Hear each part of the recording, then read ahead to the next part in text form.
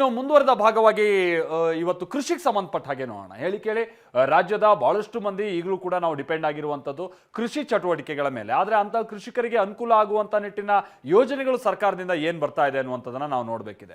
So ಇದಕ್ಕೆ ಸಂಬಂಧಪಟ್ಟಂಗೆ 100 ಕೋಟಿ ರೂಪಾಯಿ ವೆಚ್ಚದಲ್ಲಿ ಕೃಷಿ ವಿಸ್ತಾರ ಯೋಜನೆಯನ್ನ ಅನುಷ್ಠಾನ ಮಾಡುವಂಥ ನಿಟ್ಟಿನಲ್ಲಿ ನಿರ್ಧರಿಸಲಾಗಿದೆ. ಅದಕ್ಕೆ ಸುಮಾರು 100 ಕೋಟಿ ರೂಪಾಯಿ ವೆಚ್ಚ ಅನ್ನುವಂಥದ್ದನ್ನು ಹೇಳಿದೆ. ಆ ಕೃಷಿ ವಿಸ್ತಾರ ಯೋಜನೆ ಅನ್ನುವಂಥದ್ದು ಏನು ಅನ್ನೋದಕ್ಕೆ ಸಂಬಂಧಪಟ್ಟಂಗೆ ಇನ್ನೊಂದಷ್ಟು ಎಕ್ಸ್ಪ್ಲನೇಷನ್ ನಮಗೆ ಬೇಕಿದೆ. ಇನ್ನು ರೈತರ ಆದಾಯದ ಮೂಲವನ್ನು ಹೆಚ್ಚಿಸೋದಕ್ಕೆ ಈ ಕೃಷಿ ವಿಸ್ತಾರ ಯೋಜನೆಯನ್ನ ಜಾರಿಗೆ ತರ್ತಾ ಇದೀವಿ ಅಂತ ಹೇಳ್ತಾ ಇದ್ದಾರೆ. ಬಟ್ ಅದು ಹೇಗೆ? ಈಗ ನರೇಂದ್ರ ಮೋದಿ ಅವರು ಕೂಡ ಅದನ್ನೇ ಹೇಳಿದ್ರು 2022ರ ಸಂದರ್ಭದಲ್ಲಿ ದೇಶದ ರೈತರ ಕೃಷಿ ಆದಾಯ ದ್ವಿಗುಣ ಮಾಡ್ತೀನಿ ಅಂತ ಹೇಳ್ಕೊಂಡ್ಬಿಟ್ಟು. ಈಗ ಅದ್ರ ಬಗ್ಗೆ ಯಾರು ಧ್ವನಿನೇ ಎತ್ತುತ್ತಾ ಇಲ್ಲ. ಅದು ಏನೇನಾಗಿದೆ ಅನ್ನುವಂತ ನಾವು ನೋಡ್ತಾ ಇದ್ದೀವಿ. ಹಾಗಾಗಿ ಈ ಸರ್ಕಾರನು ಕೂಡ ಏನೋ ಮೂಲ ಹೆಚ್ಚು ಮಾಡ್ತೀವಿ ಅನ್ನುವಂಥದ್ದನ್ನ ಹೇಳ್ತಾ ಇದ್ದಾರೆ. ಸಿರಿಧಾನ್ಯ ಉತ್ಪನ್ನ ಯೋಜನೆಗೆ ಸಂಬಂಧಪಟ್ಟಂಗೆ ಮಿಲೆಟ್ ಹಬ್ ಇದಂತೂ ಕಳೆದ ಒಂದು 10-12 ವರ್ಷದಿಂದ ಈ ಮಿಲೆಟ್ ಅನ್ನುವಂಥದ್ದನ್ನ ಬಳಸ್ಕೊಂಡು ಅದ್ರ ಮೇಲೆ ಬಹಳ ಅನುದಾನ ಮತ್ತೊಂದು ಅನ್ನುವಂಥ ನಾವು ನೋಡ್ತಾ ಇದ್ದೀವಿ. ಬಟ್ ಅದಕ್ಕೆ ಸಂಬಂಧಪಟ್ಟಂಗಿನ ಪ್ರಗತಿ ಏನು? ಇನ್ನು ಮಣ್ಣಿನ ಗುಣಮಟ್ಟ ಹೆಚ್ಚೋದಕ್ಕೆ ವಸುಧಾಮೃತ ಯೋಜನೆ ಇದು ಅತಿ ಅವಶ್ಯಕವಾಗಿ ಇಂಪ್ಲಿಮೆಂಟ್ ಆಗಬೇಕಾಗಿರುವಂಥದ್ದು. ಅದು ಮಣ್ಣಿನ ಗುಣಮಟ್ಟ ಹೆಚ್ಚಿಸುವಂತ ನಿಟ್ಟಿನಲ್ಲಿ ತೀರಾ ಸವಕಲಿರುವಂತ ಜಮೀನೆಲ್ಲ ಈಗ ಏನು ಅದರಲ್ಲಿ ಗುಣಮಟ್ಟ ಇಲ್ಲ ಅನ್ನೋದನ್ನ ನಾವು ನೋಡ್ತಾ ಇದ್ದೀವಿ. ಇನ್ನು ಮುಂದಿನ 3 ವರ್ಷದಲ್ಲಿ ಸಸ್ಯ ಸಂಜೀವಿನಿ ಯೋಜನೆಯನ್ನ ನಾವು ಪಾರ್ಟ್ ಬೈ ಪಾರ್ಟ್ ಇಂಪ್ಲಿಮೆಂಟ್ ಮಾಡ್ತಾ ಹೋಗ್ತೀವಿ ಅನ್ನುವಂತ ಕೃಷಿ ಮಾಹಿತಿಗಾಗಿ ಎಐ ಆಧಾರಿತ ರೈತ ಕರೆ ಕೇಂದ್ರವನ್ನ ಸ್ಥಾಪಿಸುವಂತ ನಿಟ್ಟಿನಲ್ಲಿ ನಿರ್ಧರಿಸಲಾಗಿದೆ. ಇನ್ನು ಚಿತ್ರದುರ್ಗಕ್ಕೆ ಸಂಬಂಧಪಟ್ಟ ಹಾಗೆ ಕೃಷಿ ಉದ್ಯಮ ತರಬೇತಿ ಕೇಂದ್ರವನ್ನ ಅಲ್ಲಿರುವಂತಹ ಕೃಷಿ ಉದ್ಯಮ ತರಬೇತಿ ಕೇಂದ್ರವನ್ನ ಮೇಲ್ದರ್ಜೆಗೆ ಏರಿಸ್ತೀವಿ ಅನ್ನುವಂತ ನಿಟ್ಟಿನಲ್ಲೂ ಕೂಡ ಸರ್ಕಾರ ಇವತ್ತು ಕೃಷಿಗೆ ಸಂಬಂಧಪಟ್ಟ ಹಾಗೆ ಘೋಷಣೆ ಮಾಡಿದೆ. ಆಮೇಲೆ ಕೃಷಿ ವೆಚ್ಚ ಕಡಿತಕ್ಕೆ ಹೈಟೆಕ್ ಹಾರ್ವೆಸ್ಟರ್ ಹಬ್ ಅನ್ನ ಮಾಡ್ತೀವಿ ಅನ್ನುವಂಥದ್ದನ್ನ ಕೂಡ ಈಗ ಸರ್ಕಾರ ಹೇಳ್ತಾ ಇದೆ. ಕೋಲಾರದಲ್ಲಿ ಪ್ರಾಯೋಗಿಕವಾಗಿ ರೈತ ಮಾಲ್ ಸ್ಥಾಪನೆ ಮಾಡ್ತೀವಿ ಅನ್ನುವಂತ ಹೇಳ್ತಾರೆ. ಬಟ್ ಗೊತ್ತಿಲ್ಲ ಸರ್ಕಾರದ ಉದ್ದೇಶ ಏನು ಅನ್ನುವಂಥದ್ದು. ಕೋಲಾರದ ರೈತರು ಕೇಳ್ತಾ ಇರುವಂಥದ್ದು ಅದೇ, ಅವ್ರಿಗೆ ಬರ್ತಾ ಇರುವಂತ ಅತಿ ಕೊಳಚೆ ನೀರೇನಿದೆ ಅದರಲ್ಲೆಲ್ಲ ಅವ್ರು ಬೆಳೀತಾ ಇದಾರಲ್ಲ, ಅದು 3 ಹಂತದ ಸಂಸ್ಕರಣೆ ಮಾಡಿ ಅನ್ನುವಂಥದ್ದು. Number 1, Kolar is famous for there exporting ಏನು ವೆಜಿಟೇಬಲ್ಸ್ ಮತ್ತೆ ಫ್ರೂಟ್ಸ್. ಸೊ ಅದಕ್ಕೆ ಸಂಬಂಧಪಟ್ಟಂಗೆ ಸರ್ಕಾರದ ಬಳಿ ಏನು ಇವತ್ತು ನಾವು ನೋಡಲಿಲ್ಲ. ಕೋಲ್ಡ್ ಸ್ಟೋರೇಜ್ಗೆ ಸಂಬಂಧಪಟ್ಟಂಗೆ ಕೋಲಾರ ಈ ಚಿಕ್ಕಬಳ್ಳಾಪುರ ಭಾಗದಲ್ಲಿ ಬಹಳ ಬೇಕಾಗಿರುವಂಥದ್ದು. ಅದ್ರ ಬಗ್ಗೆನೂ ಕೂಡ ಅಂತ ಏನು ಆಶಾದಾಯಕವಾದಂಥ ಸಂಗತಿ ಇಲ್ಲ. ಇನ್ನು ರಾಜ್ಯದ 21 ಲಕ್ಷ ರೈತರ ಕೃಷಿ ಚಟುವಟಿಕೆಗಳಿಗೆ ನೆರವನ್ನ ಕೊಡ್ತೀವಿ ಅನ್ನುವಂಥ ನಿಟ್ಟಿನಲ್ಲಿ ಇವತ್ತು ಬಜೆಟ್ನಲ್ಲಿ ಉಲ್ಲೇಖ ಆಗಿರುವಂಥ ಸಂಗತಿಯಾಗಿದೆ. ಸೊ 21 ಲಕ್ಷ ರೈತರಿಗೆ ಸಂಬಂಧಪಟ್ಟಾಗೆ 36 ಲಕ್ಷ ಪಂಪ್ಸೆಟ್ಗಳಿಗೆ ಸಹಾಯಧನ ಕೊಡ್ತೀವಿ ಅನ್ನುವಂಥದ್ದನ್ನು ಕೂಡ ಹೇಳ್ತಾ ಇದೆ. 36 ಲಕ್ಷ ಪಂಪ್ಸೆಟ್ಗಳಿಗೆ ಉಚಿತವಾದಂತಹ ವಿದ್ಯುತ್ ಸಹಾಯಧನವನ್ನ ಕೊಡ್ತೀವಿ ಅಂತ ಸರ್ಕಾರ ಹೇಳ್ತಾ ಇದೆ. ಉಚಿತ ವಿದ್ಯುತ್ಗೆ 3 ವರ್ಷದಲ್ಲಿ 48,000 ಕೋಟಿ ರೂಪಾಯಿ ಅಷ್ಟು ಹಣವನ್ನ ನಾವು ಇಡ್ತೀವಿ ಅಂತ. ಇದು 3 ವರ್ಷಕ್ಕೆ 48,000 ಕೋಟಿ. ಸೊ ಇನ್ನು 2026-27ನೇ ಸಾಲಿಗೆ 19,290 ಕೋಟಿ ಅನುದಾನವನ್ನ ಕೃಷಿಗೆ ಸಂಬಂಧಪಟ್ಟ ಹಾಗೆ ಘೋಷಿಸಲಾಗಿದೆ. ಬಟ್ ಇವರು ಏನೋ ಹೊಸ ಕನೆಕ್ಷನ್ ಕೊಡ್ತೀವಿ, ಮತ್ತೊಂದು ಕೊಡ್ತೀವಿ, ಇದೆಲ್ಲ ಹೌದು. 38 ಲಕ್ಷ ರೈತರಿಗೆ ಶೂನ್ಯ ಬಡ್ಡಿ ದರದಲ್ಲಿ 30,000 ಕೋಟಿ ರೂಪಾಯಿ ಸಾಲ. ಅದು ವರ್ಷ ಇಂತಿಷ್ಟು ಸಾಲ ಶೂನ್ಯ ಬಡ್ಡಿ ದರದಲ್ಲಿ ಅಂತ ಇಡಲೇಬೇಕು. ಅದು ಕೂಡ ಸರಿಯಾಗಿ ಕೊಡ್ತಾ ಇಲ್ಲ. ಒಳ್ಳೆ ರೀತಿಯಲ್ಲಿ RTC ಕೊಟ್ಟರು ಕೂಡ ಅವರು for example if is eligible for 3 lakh ಸಾಲ ಅಂತಾನೆ 1 ಲಕ್ಷ ಮಾತ್ರ ಕೊಡ್ತಾ ಇದ್ದಾರೆ ಈ ಸೊಸೈಟಿಯವರು ಅನ್ನುವಂಥದ್ದೆಲ್ಲ ಆರೋಪ ಇದೆ. ಅದನ್ನೆಲ್ಲ ಗಮನ ಕೊಡಬೇಕು. ಇನ್ನು ಮೈಸೂರು ಹುಬ್ಬಳ್ಳಿ ಕೇಂದ್ರದಲ್ಲಿ ರೈತ ವಾಣಿಜ್ಯ ಸಂಕೀರ್ಣಗಳನ್ನು ತೆರೆಯುವಂತ ನಿಟ್ಟಿನಲ್ಲೂ ಕೂಡ ಸರ್ಕಾರ ನಿರ್ಧರಿಸಿದೆ ಅನ್ನುವಂಥದ್ದು ಇವತ್ತಿನ ಬಜೆಟ್ ನಲ್ಲಿ ಗೊತ್ತಾಯ್ತು. ನಾನು ಇನ್ನೊಂದು ಹೇಳ್ತಾ ಇದ್ದೆ ಅಂತ ಅಂದ್ರೆ ನೀವು ಸಬ್ಸಿಡಿ ಕೊಡ್ತೀವಿ ಅನ್ನೋ ಅಂತ ಹೇಳ್ತಾ ಇದೆ. ಬಟ್ ಈ ಸರ್ಕಾರ ಬಂದಂತ ನಂತರದಲ್ಲಿ ಏನಾಗಿದೆ ಸಮಸ್ಯೆ ಅಂತ ಅಂದ್ರೆ, ಒಂದೊಂದು ಟ್ರಾನ್ಸ್ಫಾರ್ಮರ್ ಈಗ ರೈತರು ಹಾಕ್ಸ್ಕೊಬೇಕು ಅಂತಂದ್ರೆ 2.5 ಲಕ್ಷ 3 ಲಕ್ಷ ರೂಪಾಯಿ ಕಟ್ಟಲೇಬೇಕಾದಂತ ಅನಿವಾರ್ಯತೆ ಬಂದಿದೆ. ಇಟ್ ವಾಸ್ ಫ್ರೀ 3 ವರ್ಷದ ಹಿಂದೆ.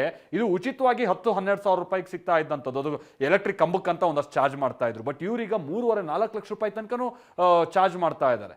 ಸೊ ಹಾಗಾಗಿ ರೈತರು ಟ್ರಾನ್ಸ್ಫಾರ್ಮರ್ ಹಾಕ್ಸ್ಕೊಳ್ಳೋಕೆ ಆಗದಿತ್ತು ಬಹಳ ಸಮಸ್ಯೆಗೆ ಒಳಗಾಗಿರುವಂಥ ಸಂದರ್ಭ. ಅದ್ರ ಬಗ್ಗೆ ಸರ್ಕಾರ ಸ್ವಲ್ಪ ಗಮನ ಕೊಡಬೇಕಿದೆ. ಇನ್ನು PPP ಮಾದರಿಯಲ್ಲಿ ತೋಟಗಾರಿಕೆ ಆಧಾರಿತ ಕೈಗಾರಿಕೆಗಳ ಸ್ಥಾಪನೆ ಮಾಡಬೇಕು ಅನ್ನುವಂಥ ನಿಟ್ಟಿನಲ್ಲಿ ಉದ್ದೇಶಿಸಲಾಗಿದೆ. ತೋಟಗಾರಿಕೆ ಬೆಳೆಗಳ ರೋಗ ನಿಯಂತ್ರಣಕ್ಕೆ 10 ಕೋಟಿ ರೂಪಾಯಿ ಅಷ್ಟು ಹಣವನ್ನು ಇಡಬೇಕು ಅನ್ನುವಂಥ ನಿಟ್ಟಿನಲ್ಲಿ ಉದ್ದೇಶಿಸಲಾಗಿದೆ.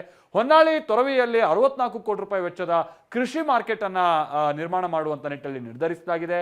ಮೈಸೂರಿನ ಲಿಂಗಾಬುದಿ ಸಸ್ಯ ತೋಟ ಸಮಗ್ರ ಅಭಿವೃದ್ಧಿಗೆ ಸಂಬಂಧಪಟ್ಟ ಹಾಗೇನೂ ಕೂಡ ಕ್ರಮ ತೆಗೆದುಕೊಳ್ಳಲಾಗಿದೆ ಅನ್ನುವಂಥದ್ದು ಇವತ್ತು ಬಜೆಟ್ ನಲ್ಲಿ ಉಲ್ಲೇಖ ಆಗಿದ್ದೆಲ್ಲ ತೋಟಗಾರಿಕೆಗೆ ನಾವು ಹೇಳ್ತಾ ಇರುವಂಥದ್ದು. ಕೃಷಿ ಬೇರೆ, ತೋಟಗಾರಿಕೆ ಬೇರೆ. ಸೊ ಅದನ್ನ ನಾವು ನಿಮ್ಗೆ ಇಲ್ಲಿ ಎಕ್ಸ್ಪ್ಲೈನ್ ಮಾಡ್ತಾ ಇರುವಂಥದ್ದು.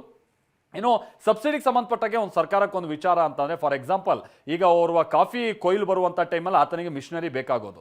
ಆ ಟೈಮಲ್ಲಿ ಇವ್ರು ಸಬ್ಸಿಡಿ ಕೊಡಲ್ಲ. ಯಾವುದೋ ನವೆಂಬರ್-ಡಿಸೆಂಬರ್ ಟೈಮಲ್ಲಿ ಇವ್ರು ಸಬ್ಸಿಡಿ ಕೊಡ್ತೀವಿ ಮಿಷಿನ್ ತಗೊಳ್ಳಿ ಅಂತಾರೆ. ಅವಾಗ ಯಾರು ಮಿಷಿನ್ ತಗೊಳಕ್ ಬರ್ತಾರೆ? ಸೊ ಇದು ಸಬ್ಸಿಡಿಗೆ ಸಂಬಂಧಪಟ್ಟಂಗೆ ಆಗ್ತಾ ಇರುವಂಥ ಗೊಂದಲ. ಅದಕ್ಕೆ ಸಂಬಂಧಪಟ್ಟಂಗೆ ಸರ್ಕಾರ ಸ್ವಲ್ಪ ಗಮನ ಕೊಡಬೇಕಿದೆ. ಇನ್ನು ರೇಷ್ಮೆ ಬೆಳೆ ಪ್ರೋತ್ಸಾಹಕ್ಕೆ 4 ಕಡೆ ಸಿಲ್ಕ್ ಪಾರ್ಕ್ಗಳನ್ನು ಮಾಡುವಂಥ ನಿಟ್ಟಿನಲ್ಲಿ ನಿರ್ಧರಿಸಲಾಗಿದೆ. ಸೊ ರಾಮನಗರ, ಶಿಡ್ಲಘಟ್ಟ, ಆಮೇಲೆ ಹಾವೇರಿ ಹಾಗೆ ತಾಂಡವಪುರದಲ್ಲಿ, ಅಂದರೆ ಹಾವೇರಿಲಿ ಒಂದು ತಾಂಡವಪುರ ಅಂತ ಇದೆ, ಸೊ ಅಲ್ಲಿ ಈ ಸಿಲ್ಕ್ ಪಾರ್ಕ್ಗಳನ್ನು ಮಾಡುವಂಥ ನಿಟ್ಟಿನಲ್ಲಿ ನಿರ್ಧರಿಸಲಾಗಿದೆ.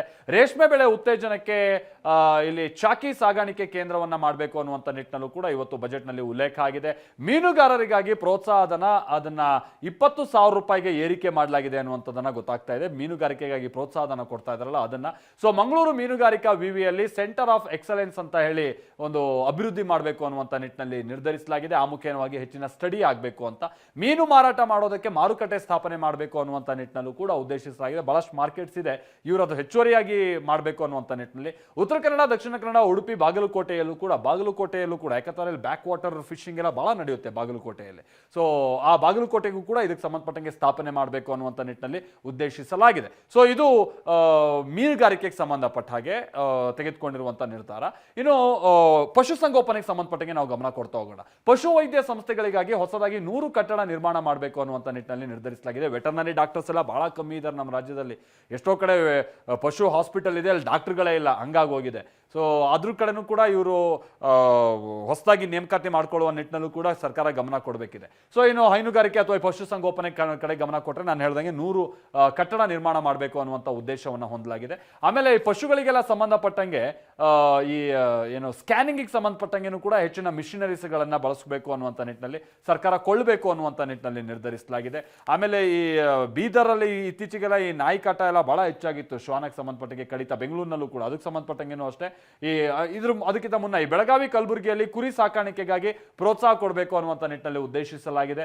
ಪಶು ಎಮ್ಮೆ ಖರೀದಿಗಾಗಿ ಪ್ರೋತ್ಸಾಹಧನ ಇದಕ್ಕೆ ಸಂಬಂಧಪಟ್ಟಂಗೆ 40 ಕೋಟಿ ರೂಪಾಯಿ ಅನುದಾನ ಕೊಡ್ತೀವಿ ಅನ್ನುವಂಥದ್ದು ಸರ್ಕಾರ ಘೋಷಣೆ ಮಾಡಿದೆ.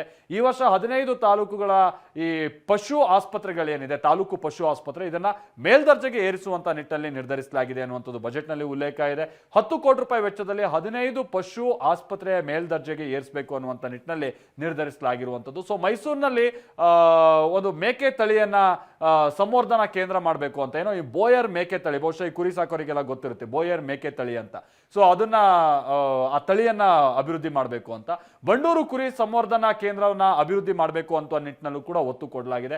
ಜಾನುವಾರುಗಳ ಸಂತಾನೋತ್ಪತ್ತಿಯನ್ನು ಹೆಚ್ಚಿಸೋದಕ್ಕೆ ಫಲಧಾರೆ ಶಿಬಿರವನ್ನ ಮಾಡಬೇಕು ಅನ್ನುವಂಥ ನಿಟ್ಟಿನಲ್ಲಿ ನಿರ್ಧರಿಸಲಾಗಿದೆ.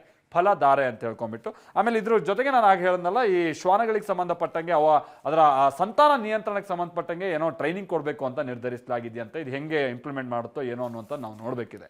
ಇನ್ನು ಕೃಷ್ಣಾ ಮೇಲ್ದಂಡೆ ಯೋಜನೆಗೆ ಸಂಬಂಧಪಟ್ಟಂಗೆ ಬಹಳ ವರ್ಷಗಳಿಂದ ನೆನೆಗುದಿಗೆ ಬಿದ್ದಿರುವಂತ ಈ ಭೂಸ್ವಾಧೀನ ಪ್ರಕ್ರಿಯೆ ಆರಂಭ ಮಾಡುವಂತ ನಿಟ್ಟಿನಲ್ಲಿ ನಿರ್ಧರಿಸಲಾಗಿದೆ. ಹೌದು, ಪ್ರಸಕ್ತ ವರ್ಷ ಭೂಸ್ವಾಧೀನ ಪ್ರಕ್ರಿಯೆ ಆರಂಭ ಮಾಡೋದಕ್ಕೆ ನಿರ್ಧರಿಸಲಾಗಿದೆ. ಇದಕ್ಕೆ ಸುಮಾರು 1,00,000 ಕೋಟಿಯಷ್ಟು ಹಣ ಬೇಕಾದರೂ ಆಶ್ಚರ್ಯ ಇಲ್ಲ. ಯಾಕಂದ್ರೆ ಕುಷ್ಕಿ ಜಮೀನಿಗೆ ಇದೆಲ್ಲ ಹಿಂದೆ 10,000, 12,000, 12 ಲಕ್ಷಕ್ಕೆ ಮಾಡ್ಬೋದಾಗಿದ್ದಂಥದ್ದು. ಆದರೆ ಇವರು ಸಮಯ ದುಡ್ಕೊಂಡು ಬಂದಂಥ ಕಾರಣಕ್ಕಾಗಿ ಅದರ ವೆಚ್ಚ ಜಾಸ್ತಿ ಆಗಿದೆ. ನೋಡಿ, ನೀರಾವರಿ ಜಮೀನಿಗೆ 40 ಲಕ್ಷ ರೂಪಾಯಿ ನಿಗದಿ ಮಾಡಿದೆ ಪರ್ ಎಕರ್. ಆಮೇಲೆ ಕುಷ್ಕಿ ಅಥವಾ ಒಣ ಜಮೀನಿಗೆ 30 ಲಕ್ಷ ರೂಪಾಯಿ ಪರ್ ಎಕರ್ ಅನ್ನ ಇಲ್ಲಿ ನಿಗದಿ ಮಾಡಿದೆ.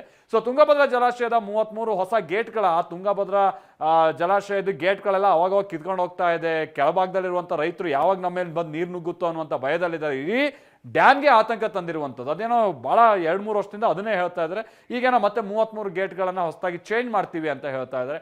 ಇಂಪ್ಲಿಮೆಂಟ್ ಆಗುತ್ತೋ ಬರೀ ಇದು ಘೋಷಣೆಗೆ ಮಾತ್ರ ಸೀಮಿತ ಆಗುತ್ತೋ ನೋಡಬೇಕಿದೆ. ಇನ್ನು ಭದ್ರಾ ಮೇಲ್ದಂಡೆ ಯೋಜನೆಯಿಂದ ಸುಮಾರು 157 ಕೆರೆಗಳನ್ನು ತುಂಬಿಸೋದಕ್ಕೆ ವೆರಿ ಇಂಟ್ರೆಸ್ಟಿಂಗ್ಲಿ ನೋಡಿ, ಕೊರಟಗೆರೆ ತಾಲೂಕಿನಲ್ಲಿ 1.2 TMC ಸಾಮರ್ಥ್ಯದ ಜಲಾಶಯ ನಿರ್ಮಾಣ ಮಾಡುವಂತ ನಿಟ್ಟಿನಲ್ಲಿ ನಿರ್ಧರಿಸಲಾಗಿದೆ.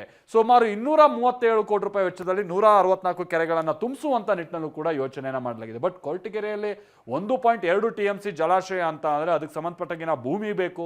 ಸೊ ಅದು ಅಕ್ವಿಷನ್ ಆಗಬೇಕು, ಅದಕ್ಕೆ ನಿಗದಿ ಆಗಬೇಕು, ಅದಕ್ಕೆ ಭಾಳ ಕೋಟ್ಯಾಂತರ ರೂಪಾಯಿ ಅಷ್ಟು ಹಣ ಬೇಕಾಗುತ್ತೆ. ಅದ್ರ ಬಗ್ಗೆ ಭಾಳ ಸ್ಪಷ್ಟನೆ ನಮ್ಗೆ ಇನ್ನೂ ಬೇಕಿದೆ. ಅಥವಾ ಇದು ಕೇವಲ ಘೋಷಣೆಗೆ ಮಾತ್ರ ಸೀಮಿತ ಆಗುತ್ತಾ ಅನ್ನೋದನ್ನು ಎಟ್ಟಗೆ ನಾವು ನೋಡಬೇಕಿದೆ.